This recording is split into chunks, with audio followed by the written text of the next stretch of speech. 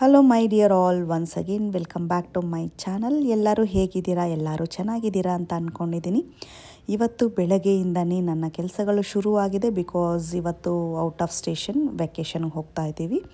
So vacation ಹೋಗೋಕ್ಕಿಂತ ಮುಂಚೆ ಮನೆಗಳಲ್ಲಿ ಏನು ಕೆಲಸಗಳಿರುತ್ತೆ, ಲಾಸ್ಟ್ ಮಿನಿಟ್ ವರ್ಕೆಲ್ಲ ಏನು ಮಾಡಬಹುದು ಅನ್ನೋದನ್ನು ಡೀಟೇಲಾಗಿ ಶೇರ್ ಮಾಡಿದ್ದೀನಿ. ನೀವು ಈ ಥರ ಒಂದು ಎಕ್ಸ್ಪೀರಿಯೆನ್ಸ್ ಮಾಡಿದ್ದೀರಾ ಅನ್ನೋದು ನನಗೆ ಹೇಳಿ. ಸೊ ಬೆಳಗ್ಗೆನೇ ನಾನು ಬೆಳಗ್ಗೆ ಬೇಗ ಸ್ವಲ್ಪ ಎದ್ದಿದ್ದೀನಿ. 6:30ಗೆಲ್ಲ ಎದ್ದೆ. ಹಾಲಿಡೇ ಇರಬೇಕಾದ್ರೆ 6:37ಗೆ ಎದ್ದೋಳೋದು, ಬಟ್ ಇವತ್ತು ಸ್ವಲ್ಪ ಬೇಗ ಎದ್ದೆ.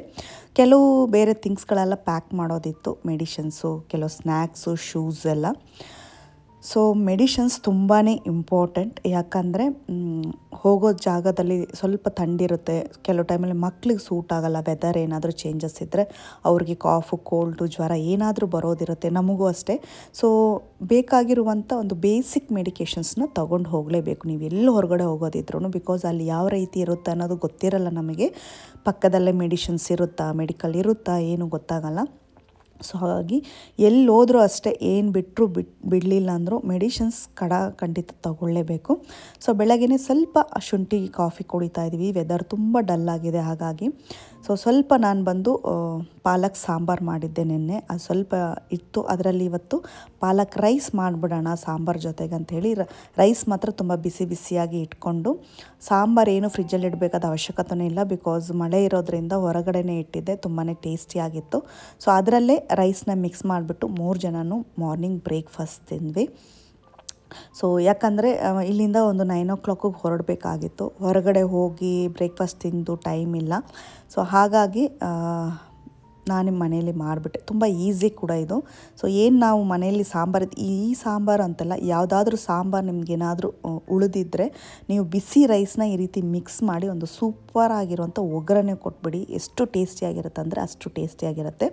ಸೊ ಲಿಯಾ ತುಂಬ ಎಂಜಾಯ್ ಮಾಡಿ ತಿಂದಳು. ಅವಳು ನನ್ನ ಜೊತೆನೇ ಎದ್ಬಿಟ್ಲು ಇವತ್ತು. ಸೊ ಅವಳು ರೆಗ್ಯುಲರಾಗಿ 6:15ಗೆಲ್ಲ ಎದ್ಬಿಡ್ತಾಳೆ, ಅವಳಿಗೆ ಅದೇ ಆಗಿಬಿಟ್ಟಿದೆ.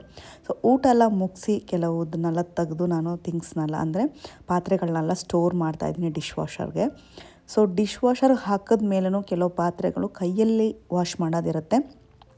ಬಿಕಾಸ್ ಇವತ್ತು ಹೊರಗಡೆ ಹೋಗೋದ್ರಿಂದ ನಮ್ಮ ಹೆಲ್ಪರ್ನ ನಾನು ಬೇಡ ಅಂದ್ಬಿಟ್ಟೆ. ಇನ್ನು 3 ಡೇಸ್ಗೆ ಅವ್ರು ಬರೋಲ್ಲ, ನಾನೇ ಎಲ್ಲ ಮ್ಯಾನೇಜ್ ಮಾಡ್ಕೋಬೇಕು.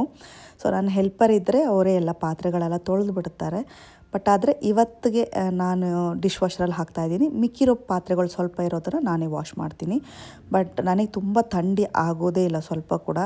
ಬಿಕಾಸ್ ನನಗೆ ಸ್ವಲ್ಪ ಕೋಲ್ಡ್ ಜಾಸ್ತಿ ಇರೋದರಿಂದ ಜಾಸ್ತಿ ಪಾತ್ರೆಗಳು ತೊಳೆಯಲ್ಲ. ಒಂದು ಸ್ವಲ್ಪ ಏನಾದರೂ ಇರೋದನ್ನು ತೊಳಿತೀನಿ. ಸ್ವಲ್ಪ ನೀರಲ್ಲಿ ಕೈ ಹಾಕಿದ ತಕ್ಷಣವೇ ಕೋಲ್ಡು, ಜ್ವರ ಬಂದ್ಬಿಡುತ್ತೆ ಈ ವೆದರ್ಗೆ. ಹಾಗಾಗಿ ಆದಷ್ಟು ಹೆಲ್ಪ್ ತೊಗೊಳ್ತೀನಿ, ಇಲ್ಲಾಂದರೆ ಡಿಶ್ ವಾಷರಲ್ಲಿ ಹಾಕ್ಬಿಡ್ತೀನಿ. ಸೊ ಎಲ್ಲ ಒಂದು ಎಕ್ಸ್ಟ್ರಾ ಇರೋ ಎಲ್ಲ ಪಾತ್ರೆಗಳನ್ನೆಲ್ಲ ತೆಗೆದು ಹಾಕ್ಬಿಟ್ಟೆ. ಬಿಕಾಸ್ ಮತ್ತೆ ಏನಾದರೂ ನಾವು ಅದು 1.5 hour ಬೇಕಾಗುತ್ತೆ, ನಾವು ಹೋಗುವಷ್ಟರೊಳಗೆ ಆಫ್ ಮಾಡಿಬಿಟ್ಟು ಹೋಗೋಣ ಅಂತ. ಹಾಗೆ ಕೂಡ ಇಟ್ಬಿಟ್ಟು ಹೋಗ್ಬೋದು. ಅದು 1.5 hourಲ್ಲಿ ಅದೇ ವಾಶ್ ಮಾಡಿಬಿಟ್ಟು ಸೈಲೆಂಟ್ ಆಗಿಬಿಡುತ್ತೆ. ಬಟ್ ಆದರೆ ನಮ್ಮ ಅಪಾರ್ಟ್ಮೆಂಟಲ್ಲಿ ಸ್ವಲ್ಪ ಇವಾಗ ಕರೆಂಟ್ ಹೋಗಿ ಬರೋ ಫ್ಲಕ್ಚುಯೇಷನ್ ಆಗ್ತಾ ಇದೆ. ಸೊ ಹಾಗಾಗಿ ಅದನ್ನು ಆಫ್ ಮಾಡಿಬಿಟ್ಟು ಹೋಗೋಣ ಅಂತ ಇವಾಗಲೇ ಪಾತ್ರೆಗಳು ಹಾಕ್ಬಿಟ್ಟೆ. ಮಿಕ್ಕಿರೋ ಪಾತ್ರೆಗಳು ಸ್ವಲ್ಪ ಆಮೇಲೆ ತೊಳ್ಕೊಳ್ಳೋಣ ಅಂತ. ಸೊ ಅದು ಆಗ್ತಾ ಇರಲಿ ಅಂತ ನಾನು ಸ್ವಲ್ಪ ಮೇಕಪ್ ಮಾಡೋಕ್ಕೆ ಬಂದುಬಿಟ್ಟೆ, ಹೊರಡಬೇಕಲ್ವ. ಹಾಗಾಗಿ ಜಾಸ್ತಿ ಹೆವಿ ಮೇಕಪ್ ಏನೂ ಇಲ್ಲ. ಟ್ರಾವೆಲಿಂಗಿಗೆ ಎಷ್ಟು ಬೇಕೋ ಅಷ್ಟು ಮಾಡ್ತಾಯಿದ್ದೀನಿ. ನಾನು ಯಾವ ರೀತಿ ಮಾಡ್ತಿದ್ದೀನಿ ಅನ್ನೋದನ್ನು ಸಿಂಪಲ್ಲಾಗಿ ಶೇರ್ ಮಾಡಿದ್ದೀನಿ. ಸೊ ನಾನು ಬರೀ ಮಾಯ್ಶ್ಚರೈಸರ್ ಕ್ರೀಮು ಮತ್ತು ಸ್ವಲ್ಪ ಫೌಂಡೇಶನ್ ಅಂತೂ ಒಂದೇ ಒಂದು ಚಿಟಿಕೆ ಅಷ್ಟೇ, ಜಾಸ್ತಿ ಫೌಂಡೇಶನು ಇರಬಾರ್ದು. ಟ್ರಾವೆಲ್ಗೆ ತುಂಬಾ ಕಮ್ಮಿ ಮಾಡ್ಕೋಬೇಕು. ಅದ್ರ ಮೇಲೆ ಕಾಂಪ್ಯಾಕ್ಟ್ ಪೌಡರ್ ಹಾಕಿಬಿಟ್ಟು ನಾನು ಫೌಂಡೇಶನ್ನ ಸೆಟ್ ಮಾಡಿದ್ದೀನಿ. ಸೊ ಲಿಪ್ ಲೈನರ್ ಹಾಕಿಬಿಟ್ಟು ಒಂದು ಮ್ಯಾಟ್ ಲಿಪ್ಸ್ಟಿಕ್ನ ಹಾಕಿಬಿಟ್ಟು, ಅಂದರೆ ಮರ್ಜ್ ಆಗದಿರೋ ಥರ ಅಂತ ವಾಟರ್ ಪ್ರೂಫ್ ಲಿಪ್ಸ್ಟಿಕ್ ಹಾಕಿಬಿಟ್ಟು ಅದ್ರ ಮೇಲೆ ನನಗೆ ಬೇಕಾಗಿರುವಂಥ ಶೇಡ್ ಲಿಪ್ಸ್ಟಿಕ್ನ ಹಾಕ್ಕೊಳ್ತಾ ಇದ್ದೀನಿ, ತುಂಬ ಲೈಟಾಗಿ. ಬಿಕಾಸ್ ಇದು ಬಂದು ನಮಗೆ ಸ್ಟೇ ಆಗಬೇಕು, ಒಂದು 4-5 hours ಆದರೂ ಸ್ಟೇ ಆಗಬೇಕು. ಆ ರೀತಿ ನಾನು ಹಾಕ್ಕೊಳ್ತೀನಿ. ದಾರಿಯಲ್ಲಿ ಇನ್ನೇನು ತಿನ್ನೋ ಥರ ಇಲ್ಲ. ಏನಾದ್ರು ತಿಂದರೆ ಕಾಫಿ ಟೀ ಏನಾದರೂ ಕುಡಿತೀವಿ, ಇಲ್ಲಾಂದರೆ ಹೋಗ್ಬಿಡೋದು ಅಷ್ಟೇ. ಸ್ವಲ್ಪ ನಾವು ಹೋಗೋ ಟ್ರಾವೆಲ್ ಬಂದು ಒಂದು 2.5 hours ಇರುತ್ತೆ. ಸೊ ಹಾಗಾಗಿ ಬೇಗ ಹೋಗ್ಬಿಡ್ಬೋದು. ಇಲ್ಲಿ ಬಂದು ನಾನು ಐಲೈನರ್ನ ಅಪ್ಲೈ ಮಾಡ್ಕೊತಿದ್ದೀನಿ. ಸೊ ಐಲೈನರ್ ಅಷ್ಟೇ ವಾಟರ್ ಪ್ರೂಫಾಗಿ, ನಿಮಗೆ ಲಾಂಗ್ ಲಾಸ್ಟಿಂಗ್ ಬೇಕಂದರೆ ಜೆಲ್ ಐಲೈನರ್ನ ಯೂಸ್ ಮಾಡಿ. ಅಂದರೆ ನಾವು ಲೈನರ್ ಯೂಸ್ ಮಾಡ್ಕೊತೀವಲ್ಲ, ಅದನ್ನು ಯೂಸ್ ಮಾಡಿದ್ರೆ ನಿಮಗೆ ಯಾವುದೇ ರೀತಿ ಮರ್ಜ್ ಆಗಲ್ಲ. ಸೊ ಸ್ಟಿಕ್ಕರ್ ಬಂದು ಇದು ಅಷ್ಟೇ, ಈ ವಾಟರ್ ಪ್ರೂಫ್ದು ಸ್ಟಿಕ್ಕರ್ ಇಟ್ಕೊಂಡ್ರೆ ಇದು ಏನೂ ಬಿದ್ದೋಗಲ್ಲ, ಏನಾದ್ರೂ ಅದು ಶೇಕು ಆಗೋಲ್ಲ, ಬಿದ್ದು ಹೋಗೋಲ್ಲ. ಈ ರೀತಿ ಒಂದು ಸ್ಮಾಲ್ ಸ್ಟಿಕ್ಕರ್ನ ಅಪ್ಲೈ ಮಾಡ್ಕೊತಾ ಇದ್ದೀನಿ. ಸೊ ಇದೆಲ್ಲ ಆದಮೇಲೆ ಸಿಂಪಲ್ಲಾಗಿ ಎಲ್ಲ ತುಂಬ ಸಿಂಪಲ್ಲಾಗಿ ಮಾಡ್ಕೊತಾ ಇದ್ದೀನಿ. ಲಿಯಾ ಬಂದುಬಿಟ್ಲು, ಅವಳಿಗೂ ಸ್ವಲ್ಪ ಕ್ರೀಮ್ ಹಾಕೋಕ್ಕೆ ಹೇಳೋದು. ಸೊ ಅವಳಿಗೆ ಸ್ವಲ್ಪ ಕ್ರೀಮ್ ಹಾಕಿಬಿಟ್ಟು ಅವಳೂ ಸ್ವಲ್ಪ ರೆಡಿ ಮಾಡಬೇಕು. ಬಟ್ ಅವಳೇ ತಲೆ ಬಾಚ್ಕೊಂಡಿದ್ದೀನಿ ಅಂತ ಹೇಳ್ತಾ ಇದ್ದಾಳೆ.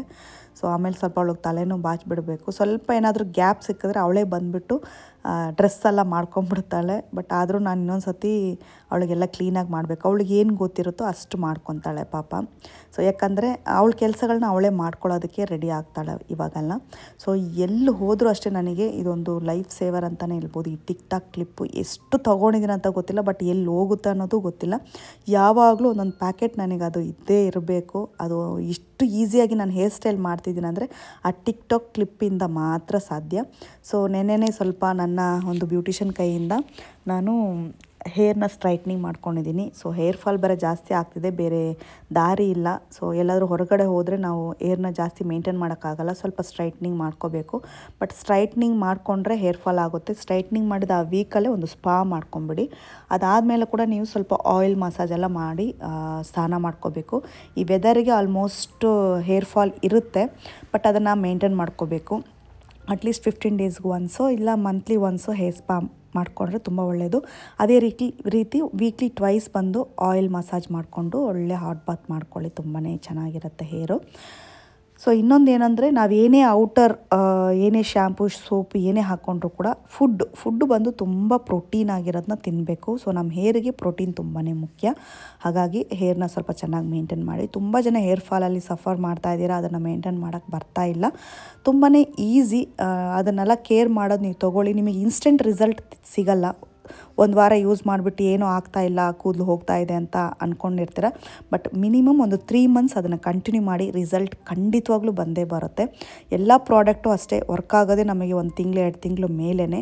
ಸೊ ಮಿನಿಮಮ್ ನನ್ನ ರೆಕಮೆಂಡ್ ಏನೇ ಮಾಡೋದಿದ್ರು ಒಂದು 3 ಮಂತ್ಸ್ ಕಂಟಿನ್ಯೂ ಮಾಡಿ. ರಿಸಲ್ಟ್ ಬಂದಮೇಲೆ ನೀವು ಮತ್ತೆ ಬೇಕಾದ್ರೂ ಕಂಟಿನ್ಯೂ ಮಾಡ್ಕೋಬೋದು. ಲಿಯಾಗ ಒಂದು ಸಿಂಪಲ್ಲಾಗಿ ಒಂದು ಮೇಕಪ್ ಮಾಡಿದ್ದೀನಿ. ಅವಳಿಗೆ ಸ್ವಲ್ಪ ಕ್ರೀಮು ಕಾಂಪ್ಯಾಕ್ಟ್ ಹಾಕಿಬಿಟ್ಟು ಒಂದು ಸ್ಟಿಕ್ಕರ್ ಇಟ್ಟಿದ್ದೀನಿ. ಸೊ ಇದಕ್ಕೆ ಸೆಟ್ ಆಗೋ ಥರ ಒಂದು ನೆಕ್ ಸೆಟ್ ಹಾಕ್ಕೊಂಡಿದ್ದೀನಿ. ಹೊರಗಡೆ ಹೋಗಬೇಕಾದ್ರೆ ಯಾವ ಗೋಲ್ಡು ಯೂಸ್ ಮಾಡ್ಬೋದಾ ಅಂತ ನನಗೆ. ಸೊ ಗೋಲ್ಡ್ಗಳೆಲ್ಲ ಏನು ನನಗೆ ಇಷ್ಟನೂ ಇಲ್ಲ ಹಾಕ್ಕೊಳ್ಳೋದು, ಬಟ್ ಹೊರಗಡೆ ಹೋಗಬೇಕಾದ್ರೆ ಹಾಕ್ಕೊಳ್ಳೋಕ್ಕೂ ನನಗೆ ಅಷ್ಟು ಇಷ್ಟ ಆಗಲ್ಲ. ಬಿಕಾಸ್ ಸೇಫ್ಟಿ ಕನ್ಸರ್ನಿಂದನೇ ಸ್ವಲ್ಪ ಅದೆಲ್ಲ ಅವಾಯ್ಡ್ ಮಾಡಿಬಿಟ್ಟು ನಮ್ಮ ಹತ್ರ ಏನು ಆರ್ಟಿಫಿಷಿಯಲ್ ಚೆನ್ನಾಗಿ ಕಾಣುತ್ತೋ ಅದನ್ನೇ ನಾನು ಯೂಸ್ ಮಾಡ್ತೀನಿ ಜಾಸ್ತಿ. ಸೊ ವಾಚ್ ಕಟ್ಕೊಂಡಿದ್ದೀನಿ, ಒಂದು ಬ್ಯಾಂಗಲ್ ಹಾಕ್ಕೊಂಡಿದ್ದೀನಿ. ಈ ಬ್ಯಾಂಗಲ್ ಬಂದು ನಮ್ಮ ಕನ್ಯಾಸ್ ಬೋಟಿಕ್ಸಲ್ಲೇ ಅವೈಲಬಲ್ ಇದೆ. ಸೊ ಅದಕ್ಕೆ ಬೇಕು ಅಂದರೆ ನಾರ್ಮಲಾಗಿ ನಮ್ಮ ಕನ್ಯಾಸ್ ಬೋಟಿಕ್ಸ್ ಚಾನಲಲ್ಲಿ ನಂಬರ್ಸ್ ಇರುತ್ತೆ, ಹೋಗಿ ವಾಟ್ಸಪ್ಪಲ್ಲಿ ಕಾಂಟ್ಯಾಕ್ಟ್ ಮಾಡಿ. ನೆಕ್ಸ್ಟು ಗ್ಲ್ಯಾಮ್ ಒಂದು ಸ್ಪ್ರೇ ಮಾಡ್ಕೊಂಡಿದ್ದೀನಿ, ಬಾಡಿ ಸ್ಪ್ರೇ ತುಂಬ ಚೆನ್ನಾಗಿರುತ್ತೆ, ಮೈಲ್ಡಾಗಿರುತ್ತೆ. ಒಂದು ಸತಿ ಸ್ಪ್ರೇ ಮಾಡಿಕೊಂಡ್ರೆ ಸಾಕು ನಿಮಗಿರುತ್ತೆ. ಸೊ ರೆಡಿಯೆಲ್ಲ ಆದಮೇಲೆ ಕಾಫಿ, ಸ್ವಲ್ಪ ಹಾಲಿತ್ತು, ಕಾಫಿ ಮಾಡಿಬಿಡೋಣ ಅಂಥೇಳಿ. ನನಗೆ ಹಾಲೆಲ್ಲ ತುಂಬ ವೇಸ್ಟು, ಚೆಲ್ಲಕ್ಕೆ ಇಷ್ಟ ಆಗಲ್ಲ. ಸೊ ಹೇಗೋ ರೆಡಿ ಆದಮೇಲೆ ಕೆಲವ್ರಿಗೆಲ್ಲ ಕಿಚನ್ಗೆ ಹೋಗೋಕ್ಕೆ ಇಷ್ಟ ಆಗಲ್ಲ, ಬಟ್ ನಾನು ರೆಡಿ ಆದಮೇಲೆ ಎಲ್ಲ ಕೆಲಸಗಳು ಮಾಡಲೇಬೇಕು.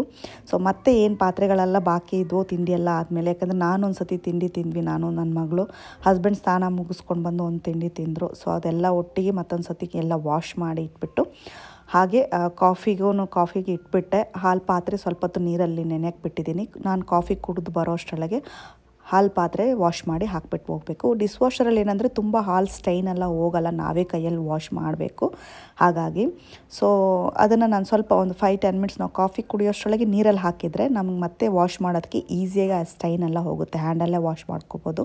ಸೊ ಫೈನಲಾಗಿ ಒಂದು ಚೆನ್ನಾಗಿ ಬಿಸಿ ಬಿಸಿಯಾಗಿರುವಂಥ ಕಾಫಿ ಕುಡಿದ್ಬಿಟ್ಟು ಕಿಚನೆಲ್ಲ ಒಂದು ನೀಟ್ ಕ್ಲೀನ್ ಮಾಡಬೇಕು. ಸೊ ಹೋಗಬೇಕಾದ್ರೆ ನಂಗೆ ಎಲ್ಲ ನೀಟಾಗಿರಬೇಕು, ಯಾಕಂದರೆ ಪಾಪ ಹೆಲ್ಪರ್ ಇದ್ದರೆ ಎಲ್ಲ ನೀಟ್ ಮಾಡ್ತಾಳೆ. ಬಟ್ ಅವಳು ಬರ್ತೀನಿ ಅಂದಳು. ನನಗೇನಂದರೆ ಸುಮ್ಮನೆ ಬಂದವರು ಹೋಗೋದು ಬೇಡ ಅಂತ ಹೇಳಿ ನಾನೇ ಎಲ್ಲ ಮಾಡಿಕೊಂಡೆ. ನನಗೆ ಬರುವಾಗೂ ಕಿಚನ್ ನೋಡಿದ್ರೆ ನೀಟಾಗಿರ್ಬೇಕು. ನಂಗೆ ನೀಟ್ ಕಿಚನ್ ಅಂದರೆ ಅಷ್ಟು ಇಷ್ಟ. ನನಗೆ ಬೇರೆ ರೂಮ್ಸ್ ಹೆಂಗಿದ್ರು ಪರವಾಗಿಲ್ಲ, ನಾನು ಅಡುಗೆ ಮಾಡೋ ಕಿಚನ್ ಅಂತೂ ತುಂಬ ನೀಟಾಗಿರಬೇಕು ಅನ್ನೋದೇ ನನಗೆ. ನನ್ನ ಕೈಲಿ ಎಷ್ಟಾಗುತ್ತೋ ಅಷ್ಟು ನೀಟ್ ಮಾಡಿ ಇಟ್ಕೊತೀನಿ. ಸೊ ಫೈನಲಾಗಿ ಕಿಚನ್ ಕ್ಲೀನ್ ಮಾಡಬೇಕಾದ್ರೆ ಗ್ಯಾಸ್ನೂ ಆಫ್ ಮಾಡಿಬಿಡ್ತೀನಿ. ಒಂದು ಸತಿ ಲೈಟಾಗಿ ಹಿಟ್ಟನ್ನ ಸ್ವಲ್ಪ ಸ್ಪ್ರೇ ಮಾಡಿಬಿಡ್ತೀನಿ ಸೈಡ್ಸಲ್ಲಿ. ಬಿಕಾಸ್ ನಾವು ಏನಾದರೂ ಮನೇಲಿ ಇಲ್ಲಾಂದರೆ ಹಿಟ್ಟುದು ಫ್ಯಾಮಿಲಿ ಸ್ಟಾರ್ಟ್ ಆಗುತ್ತೆ. ಸೊ ಅವುಗಳೆಲ್ಲ ಬಂದು ಅವ್ರದ್ದು ಸಂಸಾರ ಸ್ಟಾರ್ಟ್ ಮಾಡಿಬಿಡ್ತಾರೆ ಇಲ್ಲಿ, ಅದಕ್ಕೋಸ್ಕರ. ಸೊ ಆದಷ್ಟು ಮೂಲೆಯಲ್ಲಿ ನಾನು ಹಿಟ್ಟನ್ನೆಲ್ಲ ಸ್ಪ್ರೇ ಮಾಡಿಬಿಟ್ಟೆ ಬರೋದು. ಕೊನೆಯದಾಗಿ ಇದೆಲ್ಲ ವಾಶ್ ಮಾಡಿಬಿಟ್ಟು ನಾನು ಸಿಂಕನ್ನು ಸ್ವಲ್ಪ ನೀಟಾಗಿ ವಾಶ್ ಮಾಡಿ ಸಿಂಕಲ್ಲೂ ಸ್ವಲ್ಪ ಹಿಟ್ಟನ್ನ ಸ್ಪ್ರೇ ಮಾಡಿಬಿಡ್ತೀನಿ, ಮತ್ತು ಬಾತ್ರೂಮ್ಗಳಿಗೆಲ್ಲನೂ ಸ್ಪ್ರೇ ಮಾಡಿಬಿಡ್ತೀನಿ. ಸಿಂಕ್ ತುಂಬ ನೀಟಾಗಿ ಇರಬೇಕು ಯಾವಾಗಲೂ ಅಷ್ಟೇ. ಅದೇನು ಒಂದು 2 ನಿಮಿಷ 3 ನಿಮಿಷ ಹೋಗೋಷ್ಟೊಳಗೆಲ್ಲ ನೀಟಾಗಿ ಆಗಿಬಿಟ್ರೆ ಆಯಿತು. ಸೊ ಡಸ್ಟ್ಬಿನ್ನನ್ನು ಮರಿಬಾರ್ದು. ಡಸ್ಟ್ಬಿನ್ ಇದ್ದರೆ ಅಂತೂ ಅದರಲ್ಲಿ ಎಷ್ಟು ಕಾಕ್ರೋಚ್ ಬರುತ್ತೆ ಅನ್ನೋದೇ ದೇವರಿಗೆ ಗೊತ್ತು. ಸೊ ಅದ್ರ ಸ್ಮೆಲ್ ಸ್ವಲ್ಪ ಇದ್ದರೆ ಸಾಕು, ಕಾಕ್ರೋಚ್ಗಳು ತುಂಬ್ಕೊಂಡ್ಬಿಡುತ್ತೆ. ಡಸ್ಟ್ಬಿನ್ನ ತೆಗೆದಾಕಿ ಡಸ್ಟ್ಬಿನ್ದು ಫುಲ್ಲು ಅದನ್ನು ಚೆನ್ನಾಗಿ ವಾಶ್ ಮಾಡಿಬಿಟ್ಟು ಅದಕ್ಕೂ ಸ್ಪ್ರೇ ಮಾಡಿಬಿಡ್ತೀನಿ. ಸೊ ಡಸ್ಟ್ಬಿನ್ ಮನೆ ಅಲ್ವಾ ಅದು. ಸೊ ಯಾವಾಗಲಾದರೂ ಒಂಚೂರು ಸ್ಮೆಲ್ ಇದ್ದರೂ ಕೂಡ ಆ ಡಸ್ಟ್ಬಿನ್ಗೂ ತುಂಬ ಕಾಕ್ರೋಚ್ಗಳು ಬಂದುಬಿಡುತ್ತೆ. ಸೊ ಹಾಗೆ ಕೊನೆಯದಾಗಿ ಎಲ್ಲ ಮೂಲೆಗೂ ಸ್ಪ್ರೇ ಮಾಡಿಬಿಟ್ಟು ನೀರಿದು ಇದು ಮೇಯ್ನು, ಈ ರೀತಿ ಫುಲ್ ಕ್ಲೋಸ್ ಮಾಡಿಬಿಟ್ಟು ಹಾಗೆ ಸ್ವಿಚ್ಚನ್ನು ಆಫ್ ಮಾಡಿಬಿಡ್ತೀನಿ. ನೀರು ಫ್ಲೋ ಆಗೋದು ಜಾಸ್ತಿ ಇರುತ್ತೆ ಇಲ್ಲಿ, ಯಾಕಂದರೆ ಪ್ರೆಷರ್ ಸ್ವಲ್ಪ ಜಾಸ್ತಿ ಇರೋದ್ರಿಂದ ಯಾವಾಗ ಯಾವ ರೀತಿ ಫ್ಲೋ ಆಗುತ್ತಂತ ಗೊತ್ತಿಲ್ಲ. 2 ಡೇಸ್ ನಾವು ಹೊರಗಡೆ ಹೋಗ್ತಿರೋದ್ರಿಂದ ಫ್ರಿಜ್ ಏನೋ ಆಫ್ ಮಾಡ್ತಿಲ್ಲ. ಫ್ರಿಜ್ಜಲ್ಲಿ ಏನೋ ಅಂಥ ಜಾಸ್ತಿ ನಾನು ಇಡಲ್ಲ, ಫ್ರಿಜ್ಜಲ್ಲಿ ಇಟ್ಟು ತಿನ್ನೋದು ಇಲ್ಲ. ಬಟ್ ಆದರೂ ಅದು ಆನಲ್ಲಿರಲಿ ಅಂತ ಹಾಗೆ ಬಿಟ್ಟಿದ್ದೀನಿ. ಸೊ ಕೆಲವು ಥಿಂಗ್ಸ್ ಸ್ವಲ್ಪ ಸ್ಪೈಸಸ್ ಎಲ್ಲ ಅದರಲ್ಲಿ ಇಟ್ಟಿದ್ದೀನಿ, ಹಾಗಾಗಿ ಅದನ್ನು ಹಾಗೆ ಆನ್ ಮಾಡೇ ಇಟ್ಟೋಗ್ತಿದ್ದೀನಿ. TV ಸ್ವಿಚಸ್ನೆಲ್ಲ ಆಫ್ ಮಾಡ್ತೀನಿ. ಹಾಗೂ ನ್ಯಾಪ್ಕದಲ್ಲಿ ನಾನು ಒಂದು 5 ನಿಮಿಷ ಮನೆ ಸುತ್ತ ನೋಡ್ಕೊಂಡು ಬಂದುಬಿಡ್ತೀನಿ. ಇಲ್ಲಾಂದರೆ ಎಷ್ಟು ಟೆನ್ಷನ್ ಆಗುತ್ತಂದರೆ ಹೋಗ್ತಿರ್ಬೇಕಾದ್ರೆ ಅದನ್ನು ಇದನ್ನು ಮಾಡ್ದನ, ಇದು ಬಿಟ್ಟಿರ್ಬೋದು ಅದು ಬಿಟ್ಟಿರ್ಬೋದು ಅಂತ ಅಂದ್ಕೊಂಡಿರ್ತೀನಿ. ಸೊ ಹಾಗಾಗಿ ಕೊನೆ ರೂಮಿಂದ ಇಲ್ಲಿ ಲಾಕ್ ಮಾಡೋ ತನಕ ಕರೆಕ್ಟಾಗಿ ಆಗಿದೆಯಾ ಅಂತ ನೋಡ್ಕೊಂಡು ಆಮೇಲೆ ಕೊನೆಯದಾಗಿ ಲಿಫ್ಟಲ್ಲಿ ಹತ್ಕೊಂಡು ಕೆಳಗಡೆ ಬಂದುಬಿಡ್ತೀವಿ. ಸೊ ಆವಾಗ ಸ್ವಲ್ಪ ರಿಲ್ಯಾಕ್ಸ್ ಆಗುತ್ತೆ. ನಾನೇ ಎಲ್ಲ ಚೆಕ್ ಮಾಡ್ಕೊಂಡು, ಹರಿಬಿರಿಯಲ್ಲಂತೂ ಹೊರಗಡೆ ನಾನು ಯಾವತ್ತೂ ಹೊರಡಲ್ಲ. ಒಂದು 10 ನಿಮಿಷ ಬೇಗನೆ ಹೊರಟು ಮನೆಯದೆಲ್ಲ ನೀಟಾಗಿ ಚೆಕ್ ಮಾಡ್ಕೊತೀವಿ. ಬಿಕಾಸ್ ದೂರ ಹೋಗೋದ್ರಿಂದ ನನಗೆ ಪೀಸ್ಫುಲ್ಲಾಗಿ ಇರಬೇಕು. ಏನಾದರೂ ಗ್ಯಾಸ್ ಆಫ್ ಮಾಡಿಲ್ವಾ, ಇಲ್ಲ ಗ್ಯಾಸ್ ಆನಲ್ಲಿರುತ್ತಾ, ಇಲ್ಲ ಪೈಪುದು ಸ್ವಿಚ್ ಆಫ್ ಮಾಡಿರ್ತೀವ, ಹೀಟರ್ ಆನ್ ಮಾಡಿರ್ತೀವ, ಆಫ್ ಮಾಡಿರ್ತೀವ, ಅವೆಲ್ಲ ಪ್ರಾಬ್ಲಮ್ಸ್ ಬರ್ತಾ ಇರುತ್ತೆ. ಸೊ ಹಾಗಾಗಿ ಒಂದೊಂದು ನಿಮಿಷ ಒಂದೊಂದು ರೂಮಲ್ಲೂ ನಿಲ್ತೀನಿ ನಾನು. ನಿಂತು ಬಿಟ್ಟು ಏನಾದರೂ ಸ್ವಿಚ್ಚಸ್ಸು, ಕೆಲವು ಟೈಮಲ್ಲಿ ಕರೆಂಟ್ ಸ್ವಿಚ್ ಆನ್ ಮಾಡಿರ್ತೀವಿ, ಆಫ್ ಮಾಡೋದು ಮರ್ತಿರ್ತೀವಿ. ಹಾಗಾಗಿ ಒಂದೊಂದು ನಿಮಿಷ ಅದರಲ್ಲಿ ಟೈಮ್ ಸ್ಪೆಂಡ್ ಮಾಡ್ತೀನಿ. ಟೈಮ್ ಸ್ಪೆಂಡ್ ಮಾಡಿಬಿಟ್ಟು ಎಲ್ಲದನ್ನು ಸ್ವಿಚ್ ಆಫ್ ಮಾಡಿ ಎಲ್ಲ ನೀಟ್ ಮಾಡಿ ಆಮೇಲೆ ಪೀಸ್ಫುಲ್ಲಾಗಿ ಕಾರಲ್ಲಿ ಕೂತ್ಕೊಂಡು ಹೊರಡ್ತೀನಿ. ಸೊ ಈ ರೀತಿ ನಾವು ಹೋಗೋದ್ರಿಂದ ನಮಗೆ ತುಂಬಾ ಕಾಮಾಗಿ ನಾವು ಹೊರಡ್ಬೋದು. ಸೊ ಹರಿಬಿರಿಯಲ್ಲಿ ಬೇಗ ನಾವು ಹೊರಡಬಾರ್ದು. ಅದಕ್ಕೋಸ್ಕರ ಅದು ಅಲ್ಲದೆ ನಾನೊಂದು ಡೈರಿಯಲ್ಲಿ ನೋಟ್ ಇಟ್ಕೊಂಡಿರ್ತೀನಿ. ಸೊ ಇದು ತುಂಬ ಇಂಪಾರ್ಟೆಂಟ್. ಇದು ನಾನು ನಿಮಗೆ ಶೇರ್ ಮಾಡಲೇಬೇಕು. ಒಂದು ಚಿಕ್ಕ ಹ್ಯಾಂಡ್ ಬುಕ್ಕಲ್ಲಿ ಏನೇನು ನೀವು ಹೋಗಬೇಕಾದ್ರೆ ಮಾಡಬೇಕು ಅನ್ನೋದನ್ನು ಬರ್ಕೊಳ್ಳಿ. ನಿಜ ಹೇಳ್ತೀನಿ, ಇದೆಲ್ಲ ಕಾಮಿಡಿ ಆಗಿರ್ಬೋದು, ಖಂಡಿತವಾಗ್ಲೂ ಎಷ್ಟು ಹೆಲ್ಪ್ ಆಗುತ್ತೋ ಗೊತ್ತಾ.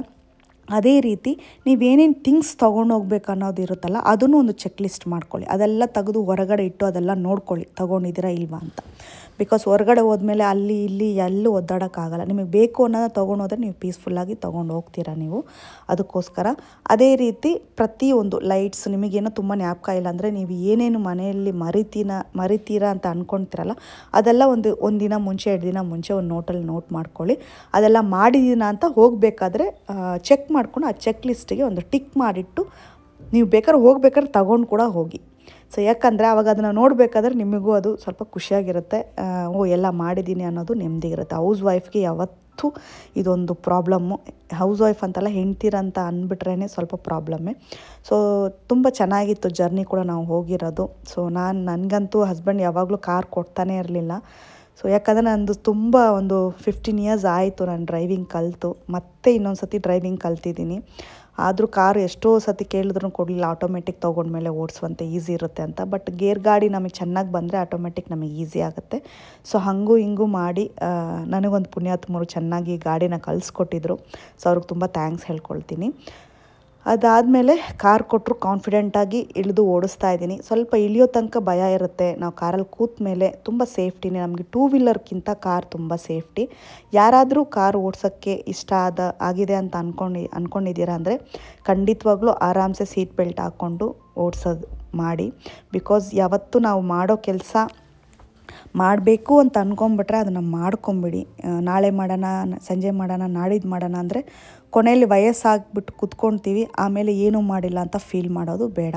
ಸೊ ಆದಷ್ಟು ನಮ್ಗೆ ಏನಾಗುತ್ತೋ ಚಿಕ್ಕ ವಿಷಯಗಳು, ಚಿಕ್ಕ ಆಸೆಗಳಿರುತ್ತೆ. ಮದುವೆ ಆದಮೇಲೂ ಮಾಡ್ಕೋಬಹುದು. ಸೊ ಅದನ್ನು ಮಾಡದೆ ನಾವು ನಿಜವಾಗ್ಲೂ ನಮ್ಗೆ ಲೈಫು ಅಷ್ಟು ಖುಷಿಯಾಗಿರಲ್ಲ. ಚಿಕ್ಕ ಆಸೆಗಳನ್ನ ನಾವು ನೆರವೇರಿಸ್ಕೋಬೇಕು. ನಂಗೆ ತುಂಬಾ ಇಷ್ಟ ಡ್ರೈವ್ ಮಾಡೋದಕ್ಕೆ. ಬಿಕಾಸ್ ಯಾಕಂದರೆ ನಾವು ತುಂಬ ಟ್ರಾವೆಲ್ ಮಾಡ್ತಾಯಿರ್ತೀವಿ. ಹಸ್ಬೆಂಡ್ ಒಬ್ಬರೇ ಡ್ರೈವ್ ಮಾಡ್ತಿರ್ತಾರೆ, ಕಷ್ಟ ಆಗುತ್ತೆ ನನಗೆ.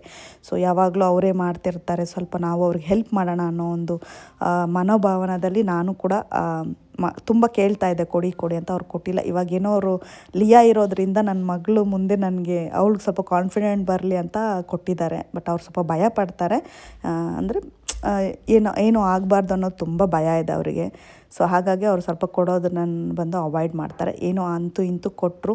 ಸೊ ನಾವು ಹೋಗೋ ದಾರಿ ಬಂದು ತುಂಬಾ ಚೆನ್ನಾಗಿರುವಂಥ ಒಂದು ನೇಚರಲ್ಲಿ ಕೂಡಿರುವಂಥ ದಾರಿ ಅಂತಲೇ ಹೇಳ್ಬೋದು.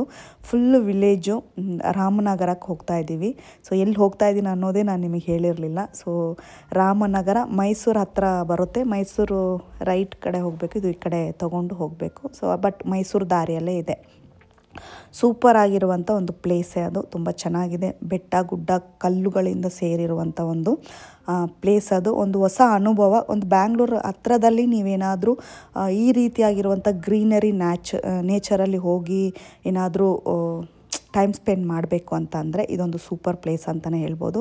ಸೊ ನನಗೆ ಒಂದು ಹಸ್ಬೆಂಡಿಗೆ ಚಿಕ್ಕ ಸರ್ಪ್ರೈಸ್ ಇರಲಿ ಅಂತ ಅವ್ರಿಗೆ ಗೊತ್ತಾಗದೆ ಮಾಡಿರೋಂಥದ್ದು. ನನಗೆ ಈ ಥರ ಎಲ್ಲ ಅವ್ರಿಗೆ ಗೊತ್ತಾಗದೆ ಏನೂ ಬುಕ್ಕಿಂಗ್ ಮಾಡಿ ನನಗೆ ಗೊತ್ತೂ ಇಲ್ಲ, ಬಿಕಾಸ್ ಎಲ್ಲ ಅವರೇ ಮಾಡ್ತಾರೆ ಆ ಬಗ್ಗೆ ಎಲ್ಲ. ಆದರೂ ಒಂದು ಸತಿ ನೋಡೋಣ ಅಂತ ನಾನು ಬುಕ್ ಮಾಡಿದೆ. ನಾವು ಚೆನ್ನಾಗೇ ಎಕ್ಸ್ಪೀರಿಯೆನ್ಸ್ ಮಾಡಿದ್ವಿ. ಸೊ ಹೋಗೋ ದಾರಿ ಬಂದು ಈ ರೀತಿ ಮಣ್ಣು ರೋಡೇ.